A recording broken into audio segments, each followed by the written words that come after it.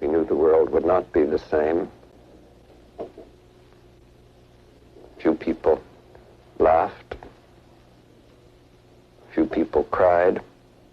Most people were silent. I remembered the line from the Hindu scripture, the Bhagavad Gita. Vishnu is trying to persuade the prince that he should do his duty, and to impress him takes on his multi-armed form and says, "Now I am become death, the destroyer of worlds." I suppose we all thought that one way or another. Yes. Okay. Yes. And the school is in a panic, and I'm in the library. I've got students down under the table, kids. Heads under the table. I saw a student outside. I was in hall earlier, God. Okay.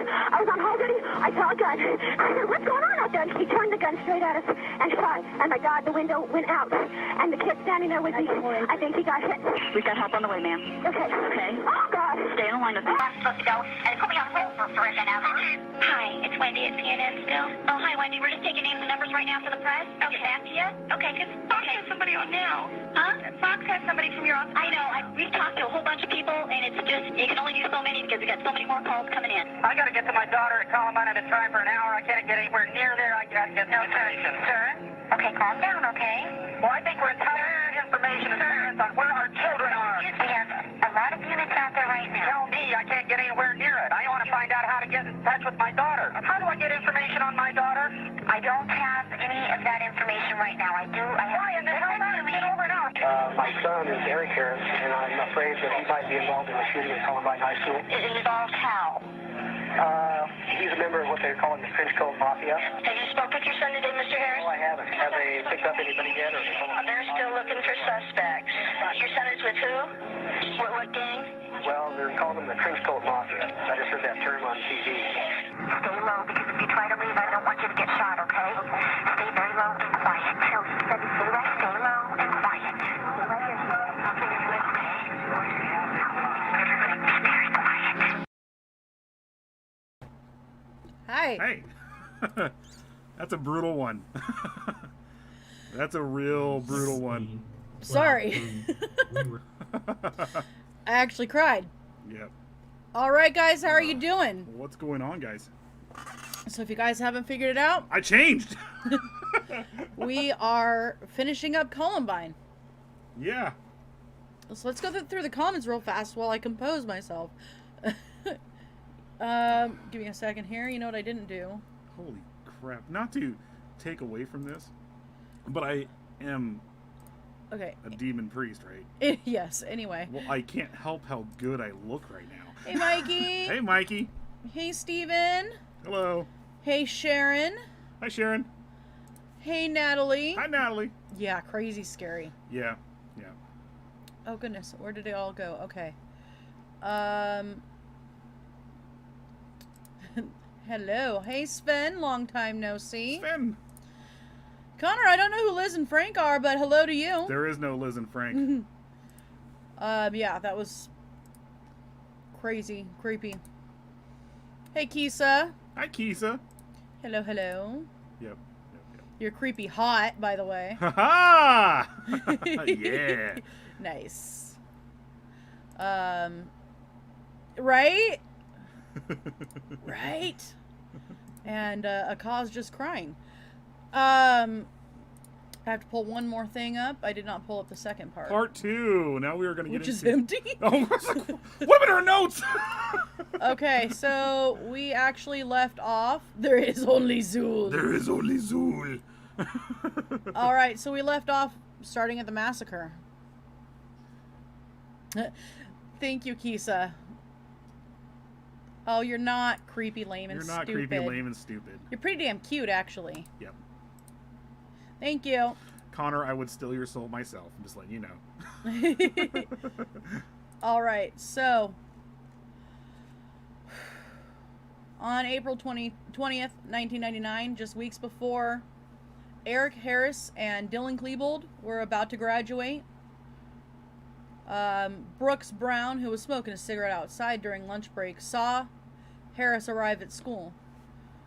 Brown had severed his friendship with Harris a year earlier after Harris had thrown a chunk of ice at his car windshield and broke it. Brown reconciled with Harris just prior to the shooting, though. Brown approached Harris near his car and scolded him for skipping the morning class because Harris was always serious about schoolwork and being on time. Harris replied, "It doesn't matter anymore." Jesus Christ. Harris followed up seconds later with, "Brooks, I like you now. Get out of here. Go home." Brown, who felt really uneasy, quickly left the school grounds. At 11:19 a.m., he heard the first gunshots after he walked some distance. Wow. And then informed the police via a neighbor's cell phone. So they pretty much went in there and started, is Yeah. what they did. So. By that time, Dylan Klebold had already arrived at school in a separate car, and the two boys left 2 gym bags, each containing a 20-pound propane bomb, inside the cafeteria. Their original plans indicated that when these bombs detonated, Harris and Klebold would be camped out by their cars and then start shooting and stabbing and throwing bombs at survivors of the initial explosion as they were running out of the school for their lives. At noon, this would be followed by bombs set up in the pair's cars detonating. Yeah, I forgot about the cops wouldn't let anybody leave after everything was all settled because they were worried that stuff was going to go off in the parking lot too. It's okay. I should have put up a warning. Yeah, sorry, Steven. You know what, guys? Give me a minute here. Definitely a trigger warning. The related content may be disturbing to some individuals. Viewer discretion is definitely advised. If you cannot listen to this, we completely understand. Sorry for not putting the trigger warning up first. I really should have. But yeah. So here we go. The car bombs were actually set up to kill the first responders. They had intended on setting them off. And yes, there were cell phones at the time. It was 99. They were the giant brick cell phones, but they were there.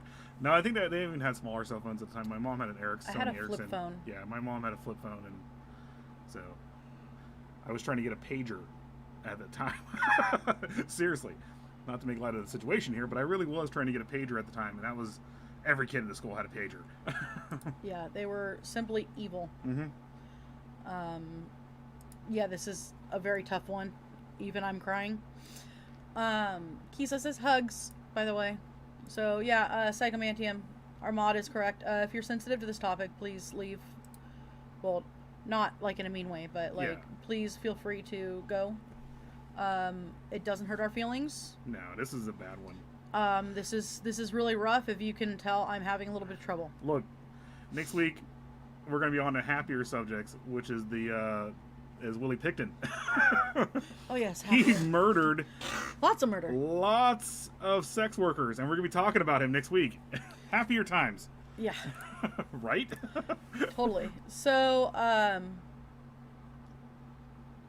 me get back on here. So these devices failed to detonate. And because they didn't detonate, Harris and Klebold launched a full-blown attack, going in and shooting their classmates and teachers. I don't know if you saw the one guy that dove at the very end.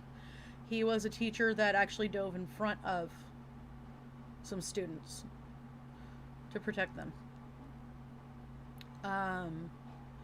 This was the deadliest attack that was ever perpetrated in an American high school until February 14th, 2018. Stoneman Douglas High School. Mm-hmm.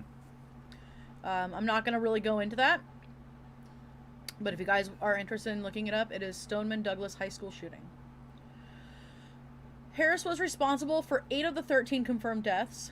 Rachel Scott, Daniel Rohrborough, a teacher, Dave Sanders, Steve Kernell, Cassie Bernal, Isaiah Scholes, Kelly Fleming, and Daniel Mauser.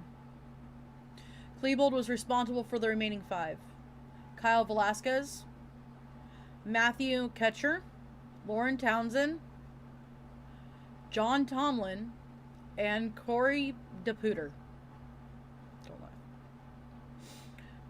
There were 24 more injured, 21 of them by the shooters, and 3 of them in the chaos. And most of them were in critical condition. The bricks. Yeah. So, at 12:02 p.m., Harris and Klebold returned to the library. Of the 56 hostages in the library, 34 remained unharmed, all of whom escaped after Harris and Klebold left the library initially. Investigators would later find that Harris and Klebold had enough ammunition to have killed them all. Mm-hmm. Yeah. Exactly, Natalie. I hope these douche canoes are partaking in pineapples too. They definitely deserve it. You know what I haven't done, guys? Let's share. Yeah, that's what I'm doing right now. If you guys could, please share it out. This is going to be a brutal subject, so like I said, I understand if people are not really wanting to watch it. Hey, Cosmo, how are you? Whew.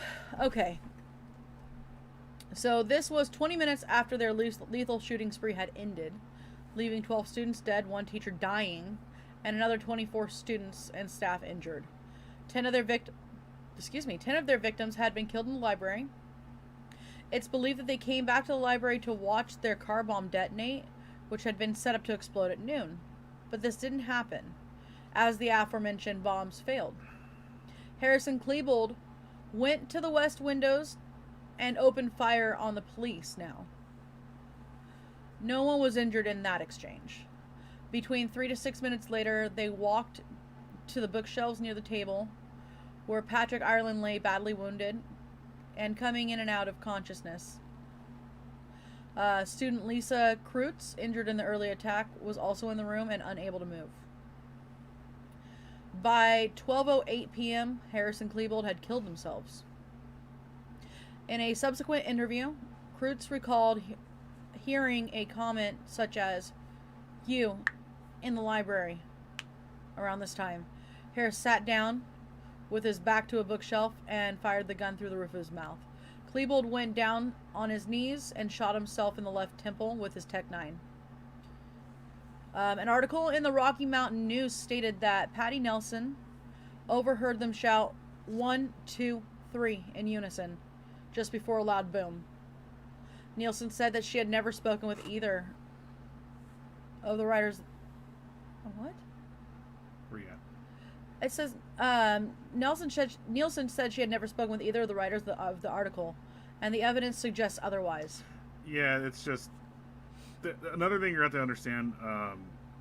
There's a lot of rumors that were made too from this, especially from the kids who actually survived, and it's understandable. But there are also kids who survived. A lot of people took advantage of the situation. This thing got really political after this, obviously. And then there was a lot of religious groups who came in and took advantage of it. I'm not talking bad about any religious groups. No, I'm going to... I'm not talking bad about a religious group, but I am going to address the Rachel Scott situation. So, and this just kind of goes over people blowing things out of proportion. Yeah. And making things up in time of crisis. And the thing is this thing was already horrible as it was, and then the vultures came right in Yeah. The minute this stuff went down and they knew it was going down, the vultures came in, and instead of just backing off, they immediately saw a crisis and they knew how to take advantage of it from everywhere. Everybody did. Oh, yeah. So just before shooting himself, Klebold lit a Molotov cocktail on a nearby table, underneath which Ireland was laying, which caused the table to momentarily catch fire. Underneath the scorched film of material was a piece of Harris's brain matter, suggesting that Harris had already shot himself at this point. There was controversy over whether Harris and Klebold should be memorialized. I don't see a reason they should be. The people that need to be memorialized are the ones who lost their lives. And they already memorialized them. There's also still, it doesn't matter what we all think and know is right. There are people who memorialize these two. And there's people who cosplay as them. Yeah. No joke. There's people who actually cosplay as Dylan and Derek. Sorry. Eric, sorry. I messed up, sorry. I couldn't think for a second. But yeah, there's people who cosplay as them. No joke. So some were opposed and others said because it glorified the murderers. Others argued that Klebold and Harris were also victims. Which I disagree. I do. Yeah, exactly. What? Hell no. Yeah. Brain matter. Yeah, that's pretty brutal. Oh, Cosmo says he likes. Thank you, Cosmo. Oh, well, thank you. Doesn't he look awesome? Hey, Calvin. Hi, Calvin. Hi, Calvin. I just saw Hi, Calvin. Oh. Yeah, wow, that's nuts. I was around 13 or 14. Me too. I was 18. I'm old. Cradle robber. Yeah, I disagree too. Yeah. They're selfish brats. There's no need for them to be memorialized. They need to memorialize, which they did, the people who lost their lives due to them. What's up? So, atop a hill near Columbine High School, crosses were erected for Harrison Klebold, along with those people that he killed. But the father of victim Daniel Royborough cut them down, saying that the murderers should not be memorialized in the same place as the victims. And I agree. I agree completely. So, Harrison Klebold wrote some about how they would carry out the massacre, and less about why. Klebold penned a rough outline of plans to follow on April 20th, and another slightly different one in a journal found in Harris's bedroom.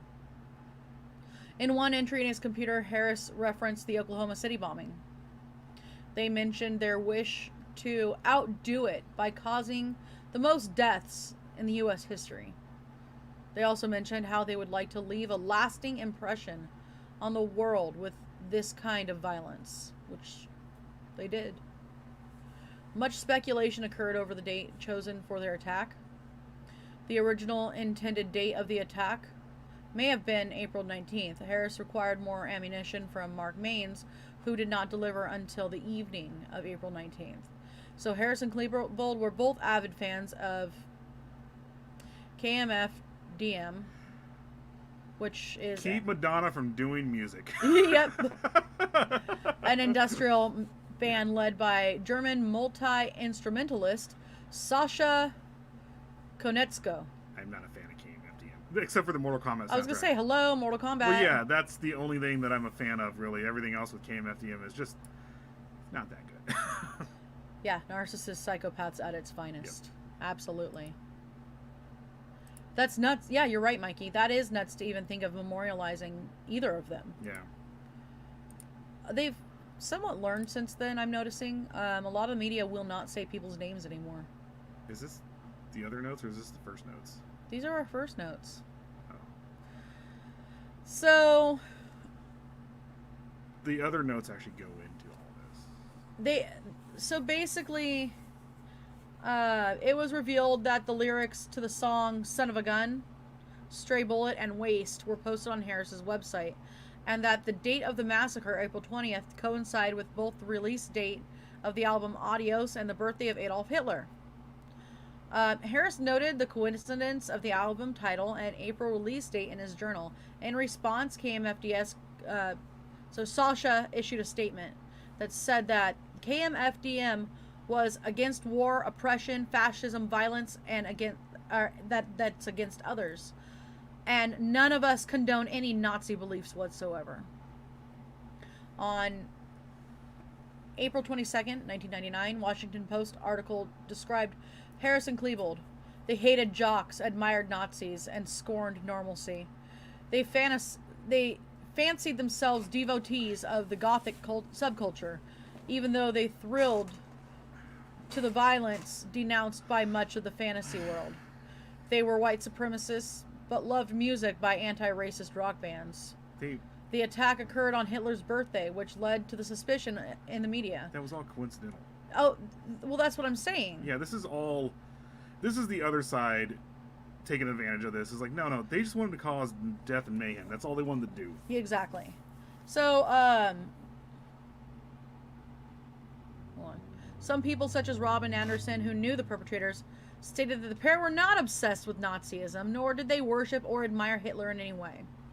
Anderson stated in retrospect that there were many things the pair did not tell friends. In his journal, Harris mentions his admiration of what he imagined to be natural selection, and wrote that he would like to put everyone in a super doom game to see that the weak die and that the strong live. On the day of the massacre, Harris wore a t-shirt with the words "natural selection" printed in black. What's wrong? I'm reading the thing. Sorry.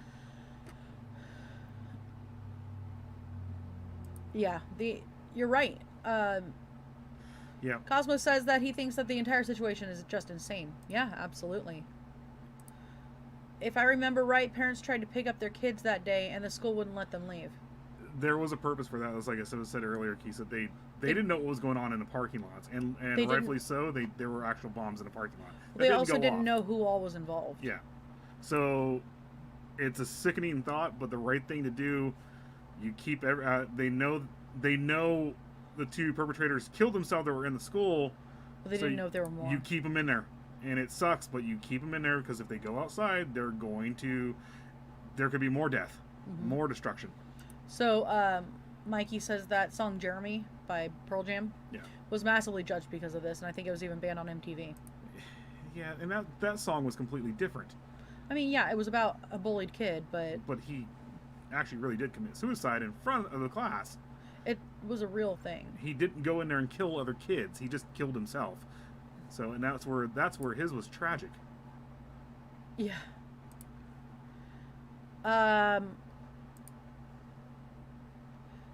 Again, that's hearsay. In fact, most of the people that were killed were not people of color. Yeah, they targeted everybody. It was just everyone. Yep, Pumped Up Kicks, that song. Yeah. Alberto! What's up, Bobby? Thank you.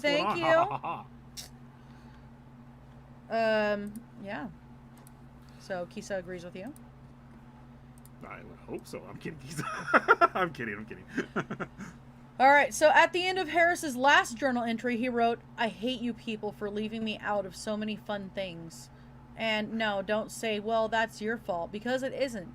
You people had my phone number, and I asked and all, but no. So then No. Don't let the weird-looking Eric kid come along. Oh, fucking no." No, okay, so then that's not bullying. It's just they were like, we don't fucking like you. Stay away. It's not bullying at all. Yeah.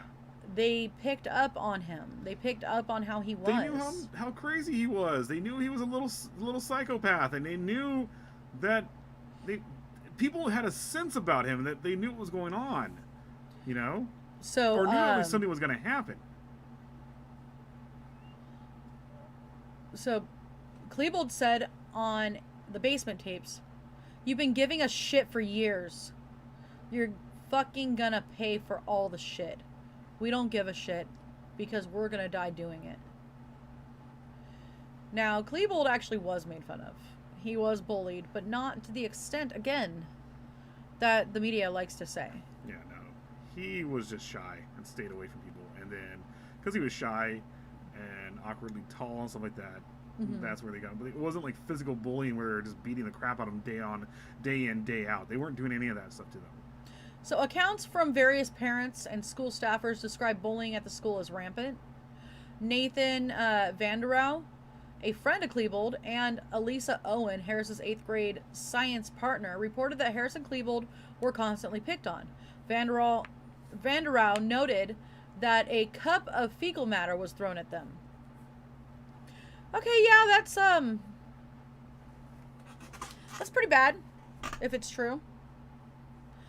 People surrounded them in the commons and squirted ketchup packets all over them, laughed at them, calling them... I'm going to say a horrible word. They called them faggots. And that is a direct quote. That is a direct quote from Brooks Brown.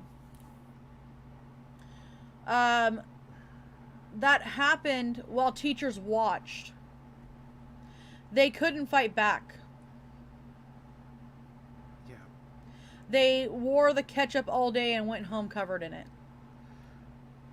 In his book, No Easy Answers, The Truth Behind the Death at Columbine, Brown wrote that Harris was born with a mild chest indent.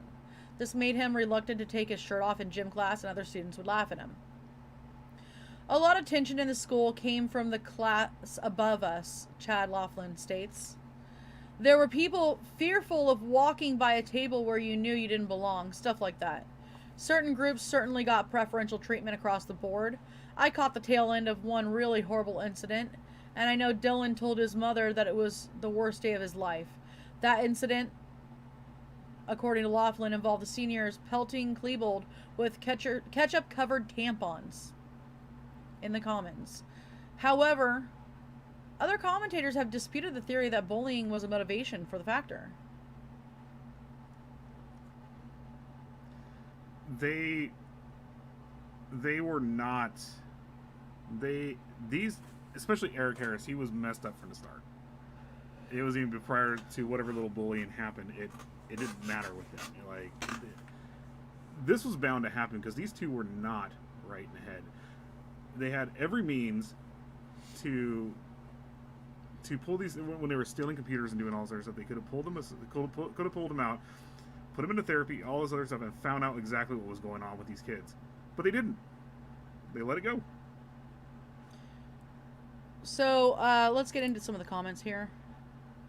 Mikey says that his buddy Will told him that a bunch of songs were put on a list. One was Jeremy, Metallica's Ronnie.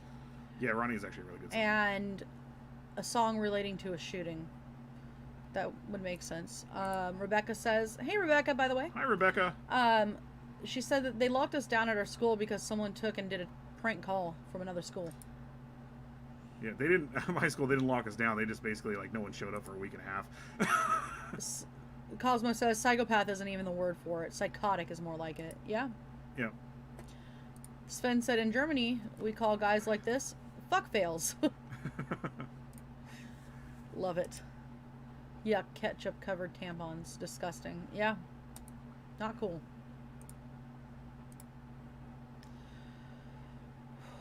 Where am I? I don't know. We're not even to the timeline, which is the other notes.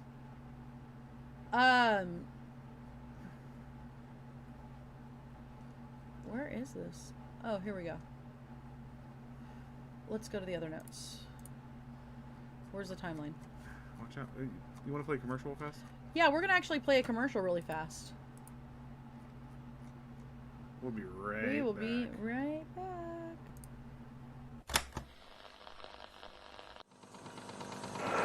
This is Mikey from Out of the Ordinary, and you're watching PBDC TV.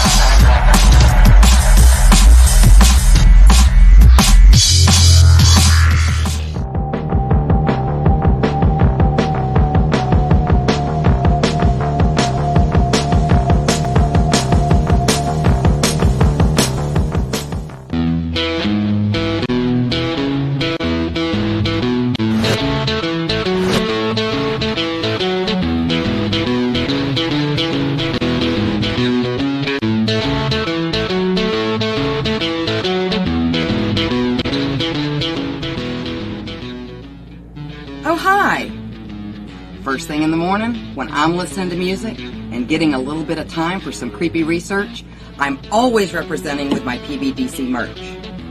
What a better way to have a cup of coffee in the morning.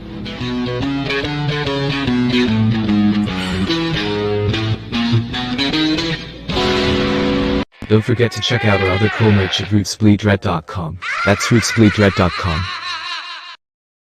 This is Professor Edgar Fluffosaurus from Spooky Tales with Steve the Cat, and when I'm not hosting Monster Chat or knocking down small Japanese cities, I'm watching PBDC TV.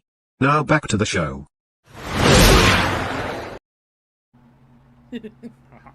Alright guys, so I wanted to touch base a little bit on when we were talking about the media kind of running with stories and making things up. Rachel Stone, I believe, and I gotta get my facts straight here. So she was the one that. So there's two girls, and one of them did say, when Harris held a gun to her head, "Do you believe in God?" And she did say yes. Now, they said it was Rachel Stone. It wasn't. But I need to double check if I got the name switched on that one.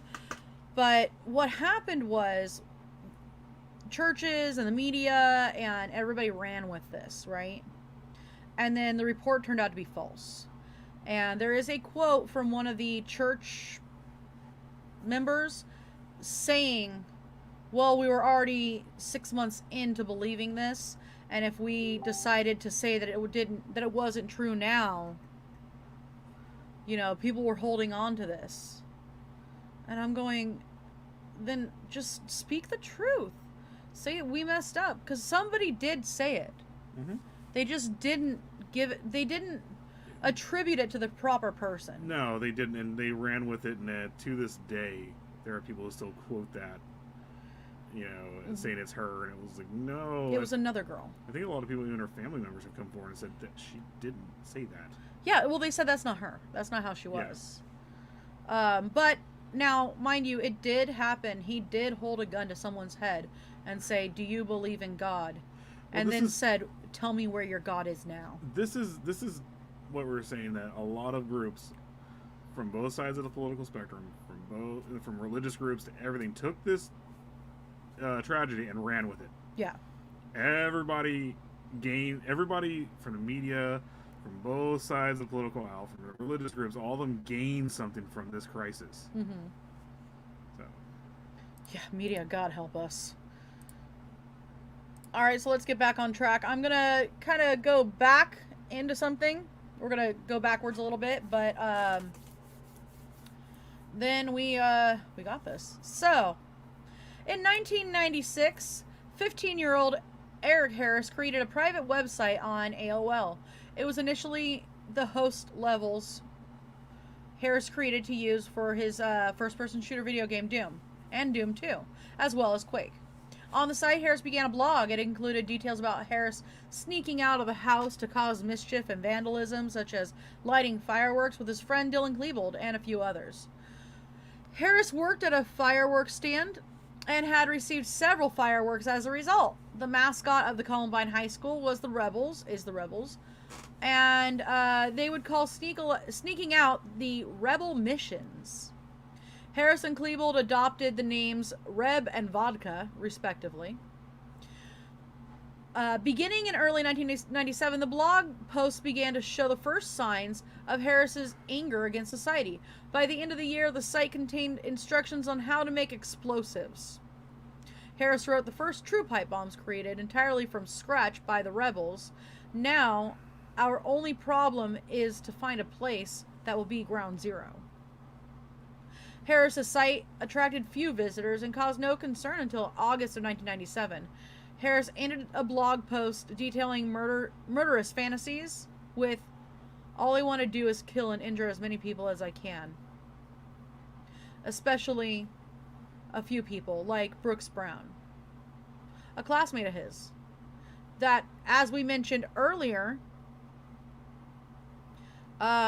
he actually told to go home. Mm-hmm. He said, "I like you now. Leave."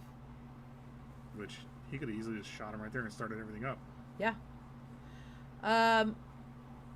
So, Klebold actually gave Brown the web address in an effort to warn him of Harris's threats of violence against him.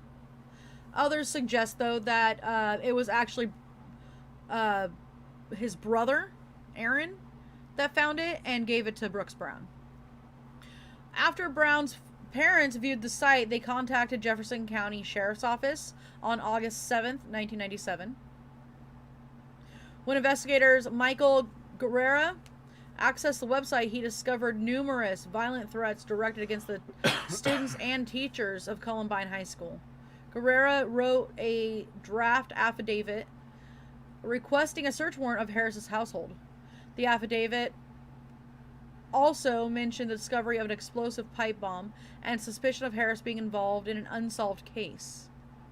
The affidavit was never submitted to a judge and therefore went ignored. Hey, John! John, what's going on? So, yeah, shame on them. Yeah. Great. Give them fireworks. Nothing sus, right? Well, this comes back to... They had some incidents here, and if the police would have handled it properly, you know, this wouldn't have happened. Well, thank you. Haha! Thank you, Sven. Hey! Oh, hi, Mikey. Hi, Mikey again. So, a van break-in. On January 30th, 1998, Harris and Klebold were arrested for breaking into a van parked near Littleton and stealing tools and computer equipment. Mm-hmm. We went over this already. We went over the journals, too. But I did want to mention it again. Nearly a year before the massacre, Klebold wrote a message in Harris's 98 yearbook: killing enemies, blowing up stuff, killing cops. My wrath for January's incident will be godlike, not to mention our revenge on the Commons. Commons, huh? The Commons was slang for the school cafeteria. Yeah. Well, I've never heard it called that, so I wanted to mention that. Journals. So we did touch base a little bit on the journals. They do the predator thing. I'm sorry. I got squirrel. Hey, squirrel. So Harris and Klebold kept journals, which were released to the public in 2006. So if you guys wanted to read them, you actually can. In the journals, the pair would eventually document their arsenal and plan of attack. Shortly after the court hearing for the van break-in, Harris reverted his website back to a hosting server and created levels for Doom. He began to write his thoughts down in a journal instead. In both of these journals, Harris and Klebold would later plot the attack. Soon after beginning his journal, Harris typed out one plan of attack, which included, after the massacre, possibly escaping to a foreign country or hijacking an aircraft at Denver International. Yeah, okay. And crashing it into New York City. Which... What happened 2 years later. Yeah. Klebold had already been keeping a personal journal since March of 97. As early as November of that year, Klebold had mentioned going on a killing spree. Klebold had used his journal to vent about his personal problems as well as what he'd wear and use during the attack. School records. Harris and Klebold also used their schoolwork to foreshadow the massacre. They both displayed themes of violence in their creative writing projects. In December of 97, Harris wrote a paper on school shootings titled Guns in School, and a poem from the perspective of a bullet. What the Klebold wrote a short story about a man killing students, which worried his teacher so much that she alerted his parents. And they still did nothing. On October 2nd, 1997, Harris and Klebold were suspected for hacking into the Columbine High School computer system to get student locker combinations. Both had also actively researched war and murder. For one project, Harris wrote a paper on the Nazis and Klebold wrote on Charles Manson. In psychology class, Harris wrote he dreamed of going on a shooting spree with Klebold. I mean, come on, it was all laid out. They were all there, and it's, I hate to say it this way, but there have been school massacres prior to this. Yeah. There was, I think in the 20s, there was one actually that took out more people, too. And it's like, this stuff was there, and they were just completely ignoring it. Rebecca just said, it seemed like there was plenty of stuff that shown But no one did anything about it. Absolutely. John says, remember the news reported these kids were picked on, nerds never mentioned any of this. Yeah. Sounds like they were just born bad. Yeah. Yeah, Natalie says, yeah, the media honestly has been on decline for years. It's all about making a story. It's not about the truth anymore. They just turn their heads and look another way. Yeah.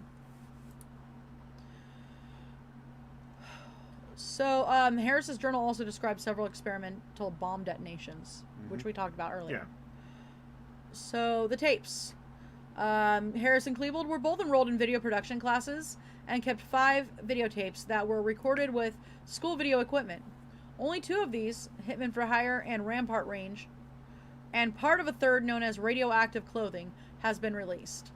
The remaining 3 tapes detail their plans and reasons for the massacre, including the ways that they hid their weapons and deceived their parents.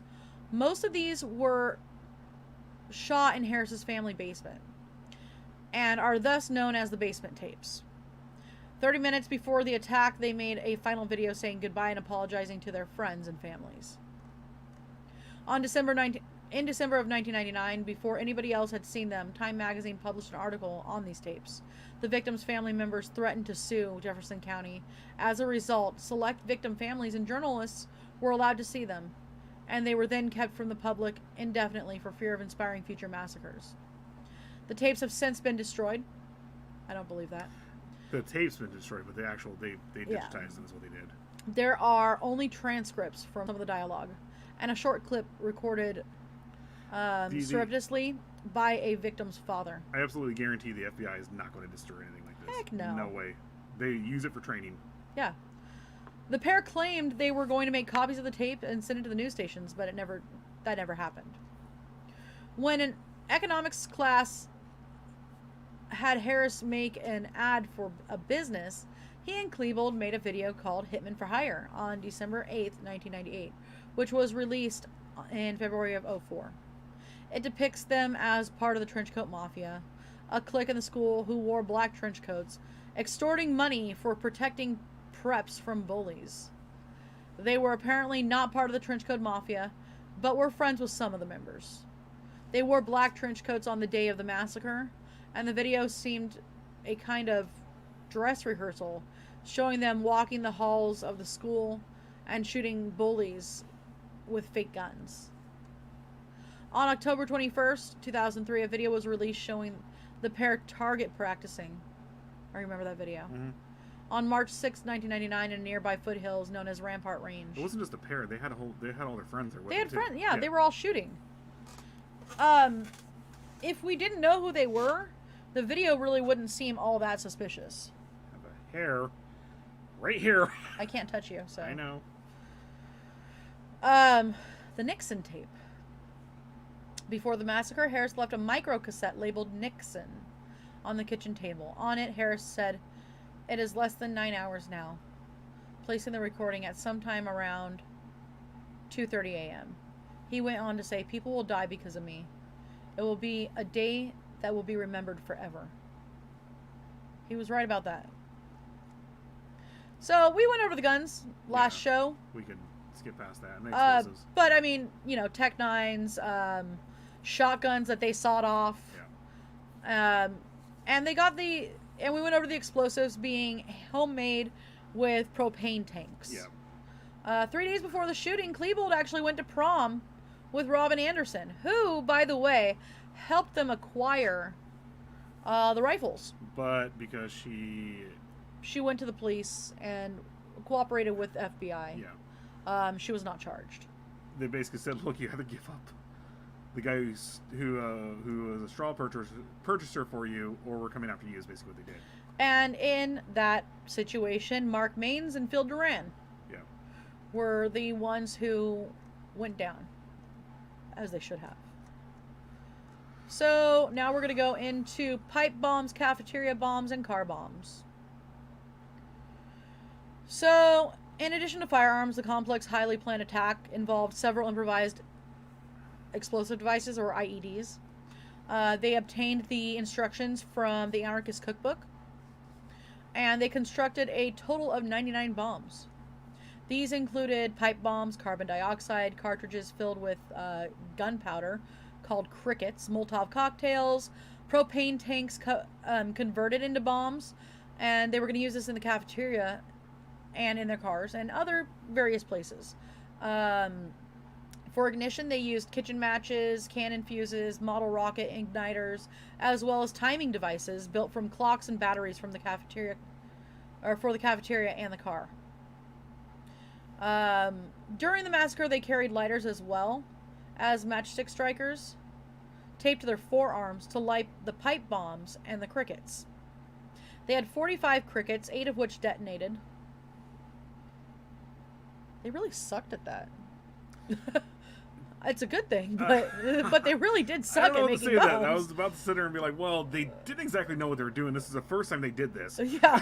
It's not like this is the 20th time they did this. No, I know. They really sucked at making bombs, and that's a good thing. 2 of which... So, out of the 9 Molotov cocktails, only 2 of them functioned. Harris also attempted to make napalm. And envisioned a kind of backpack and flamethrower. They both attempted to get another friend and coworker to be part of it. And his name is Chris Morris. He was actually part of the Trenchcoat Mafia. They wanted him to keep napalm at his house, but he refused.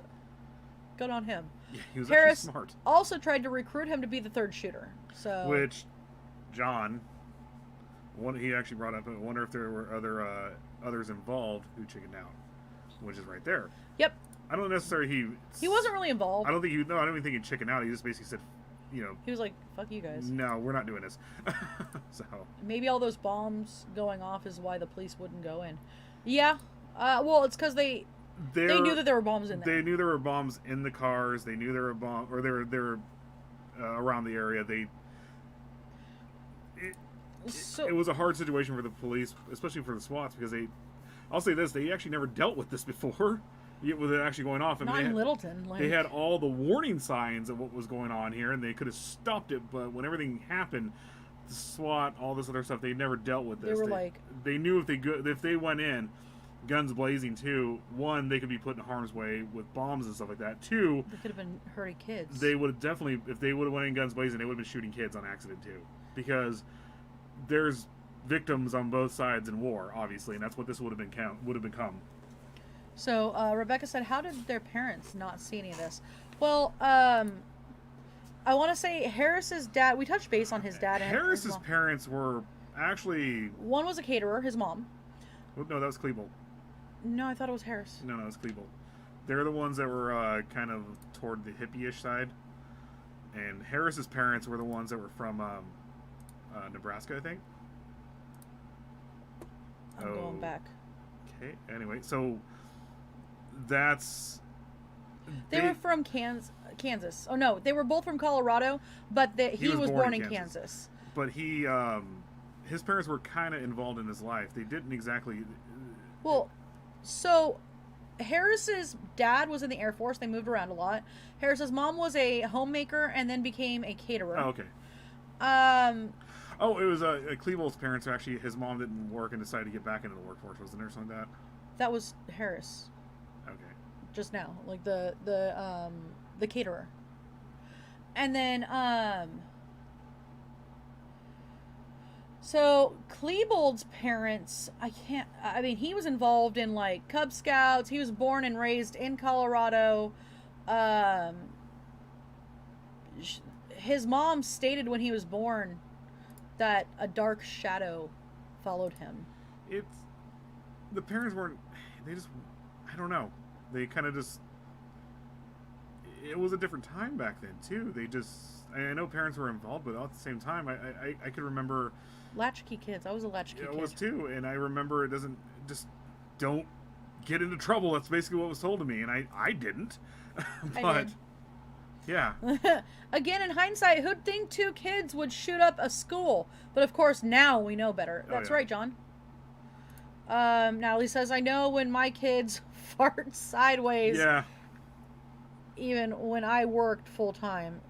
Okay. The only thing I was told by my parents when I got home, and I did it every single time, I'd call to tell them I'm home, Even when I got older and got my own car, I would, hey, I'm spending the night over here tonight. They knew exactly where I was at all the time, all that stuff. They probably did. John says that the Cub Scouts, they ought to rescind his merit badges. I want to say they did. They probably did. They probably did. So, pipe bombs. Harris's website contained directions on making pipe bombs, including the use of shrapnel. Harris's parents once discovered one of his pipe bombs. Harris's journal logged the creation of 25 pipe bombs. A total of 35 were used during the massacre, 14 of which actually detonated. So, it kind of scans over. Harris's parents once discovered one, but it doesn't really say what they did, how their reaction was. So, I didn't really get much on that. Klebold scared his coworkers once by bringing a pipe bomb to work. They would give various nicknames to their pipe bombs. After the massacre, 2 pipe bombs had been left in Klebold's bedroom, one named Vengeance, the other Atlanta, presumably after the Olympic Park bombing. Cafeteria bombs. They had in their possession 8 propane tanks, all converted into bombs. The week before the shooting, Harris and Klebold bought 2 propane tanks and other supplies from the hardware store. They bought 6 propane tanks on the morning of the attack. Harris was caught on a Texaco gas station security camera at 9:12 a.m. buying a Blue Rhino propane tank.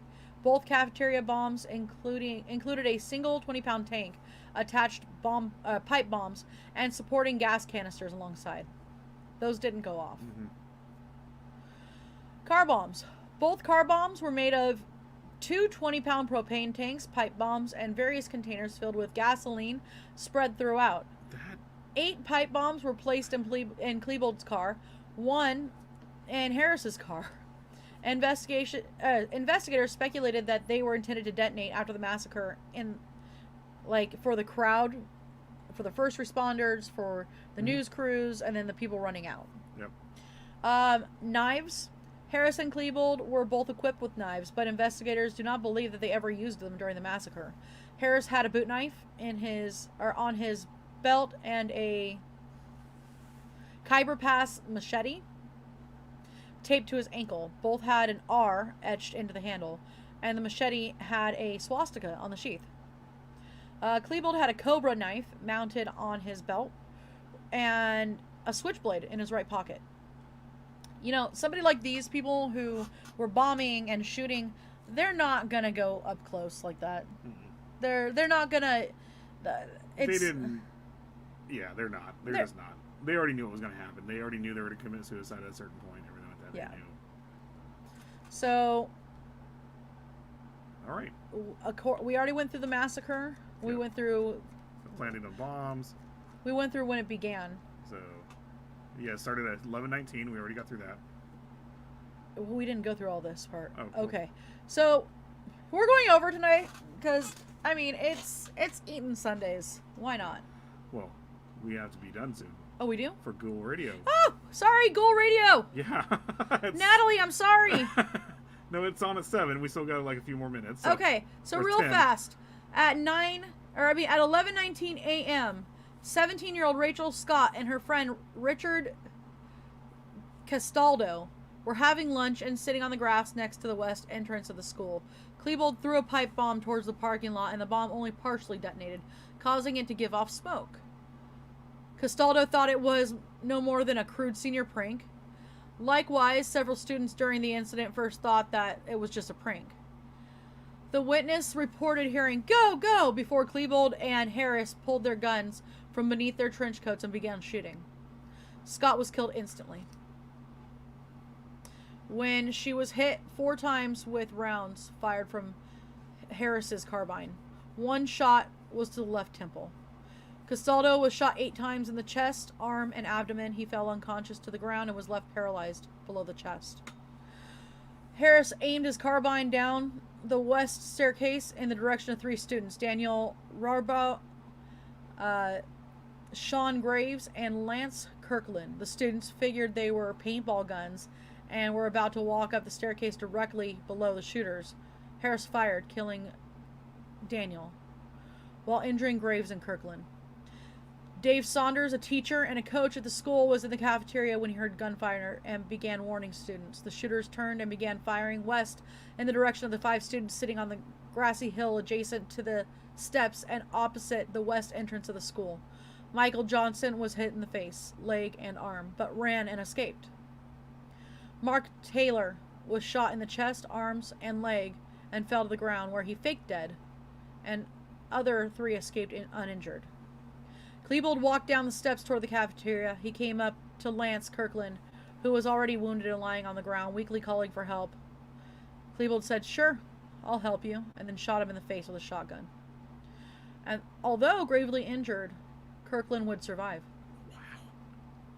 Graves, paralyzed beneath the waist, had crawled into the doorway of the cafeteria's west entrance and collapsed. He rubbed blood on his face and played dead. After shooting Kirkland, Klebold walked towards the cafeteria door. He then stepped over the injured Graves to enter the cafeteria. Graves remembered Klebold saying, "Sorry, dude." Klebold only briefly entered the cafeteria and did not shoot at several people still inside. Officials speculated that Klebold went to check on the propane bombs. Harris was still on top of the stairs shooting and severely wounded and partially paralyzed 17-year-old Anne-Marie Hochhalter as she tried to flee. Klebold came out of the cafeteria and went back up the stairs to join Harris. They shot at students standing close to the soccer field, but didn't hit anyone. They walked towards the west entrance, throwing pipe bombs in several directions, including onto the roof. Only a few of these actually detonated. Witnesses heard one of them say, "This is what we always wanted to do. This is awesome." Meanwhile, art teacher Patty Nielsen was inside the school. She had noticed the commotion and walked towards the west entrance with student Brian Anderson. Nielsen had intended to walk outside and tell 2 students knock it off, thinking they were either filming a video or pulling a student prank. As Anderson opened the first set of double doors, the gunman shot out the windows, injuring him with flying glass. Nielsen was hit in the shoulder with shrapnel. Nielsen and Anderson ran back down the hall into the library. Nielsen alerted the students inside to the danger, telling them to get under the desks and keep silent. She called 911 and hid under the library administrative counter. Anderson fell to the floor, bleeding from his injuries, then hid inside the magazine room adjacent to the library. I think I can finish this part, and then we're done. Yep. Police response. Police response. At 11:22, so not even that long. No. A custodian called Deputy Neil Gardner, the assigned resource officer to Columbine, on the school radio, requesting assistance in the senior parking lot.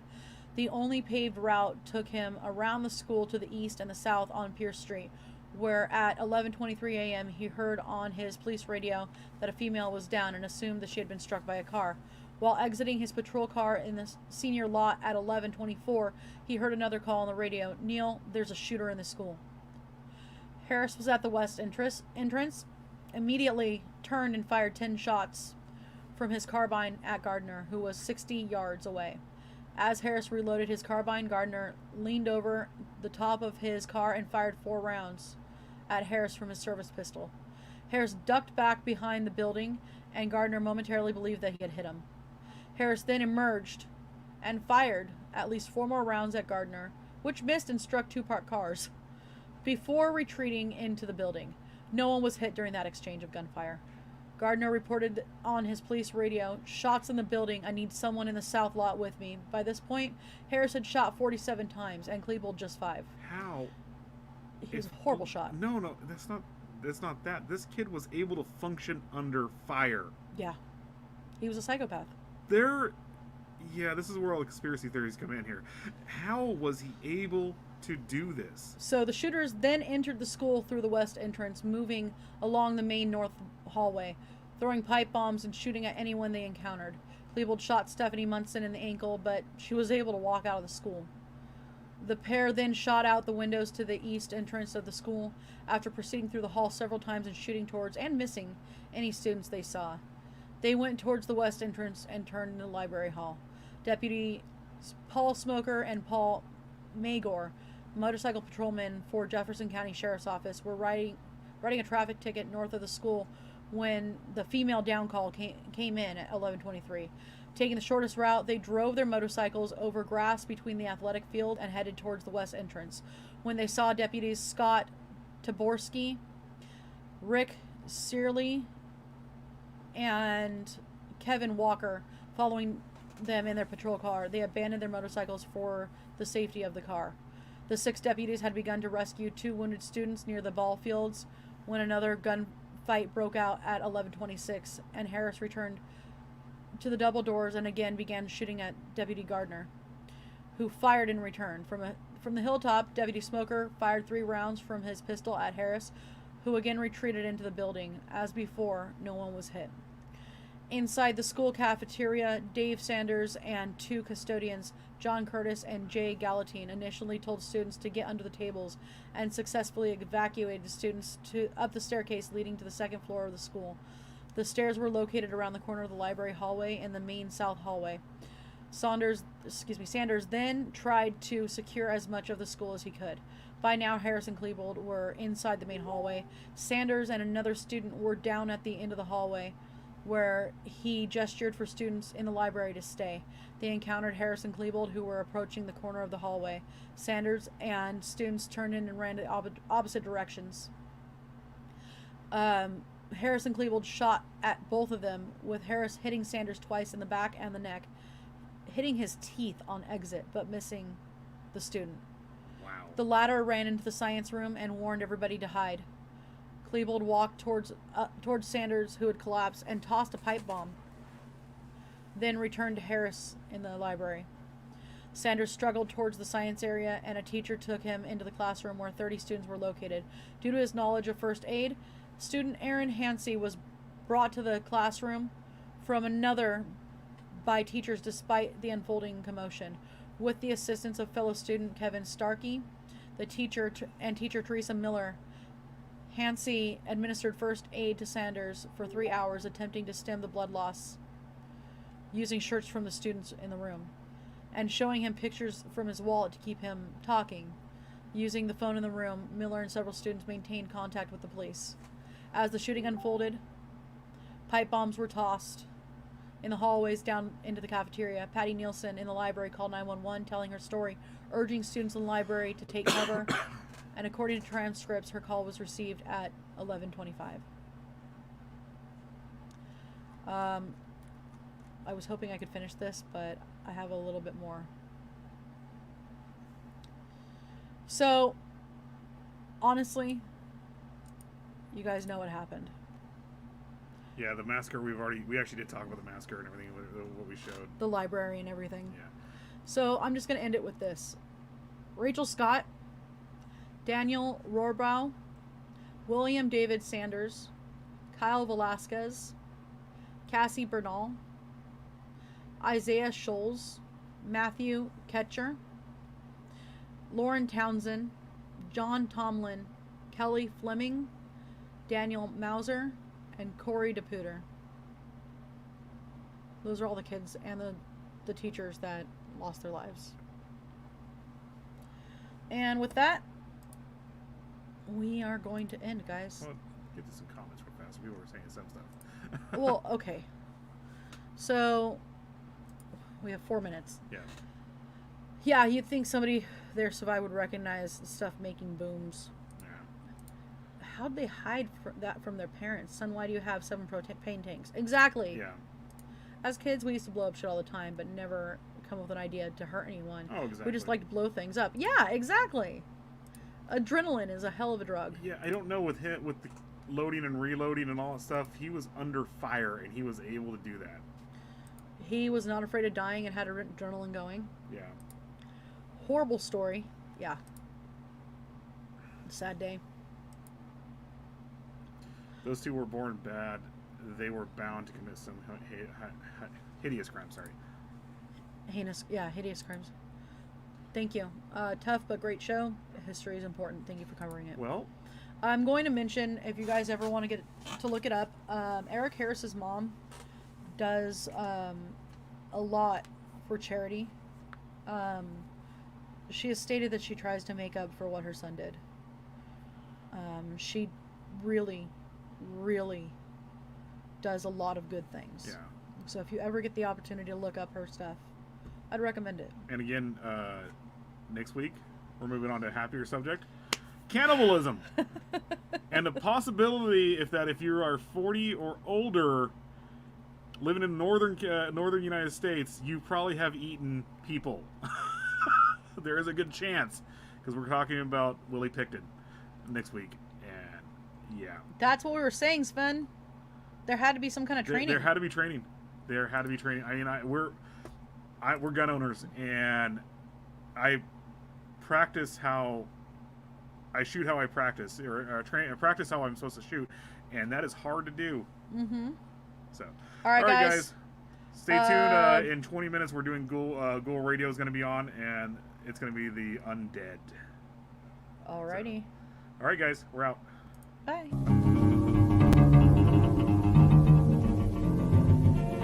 I know set the world higher. I'm the song of a baby.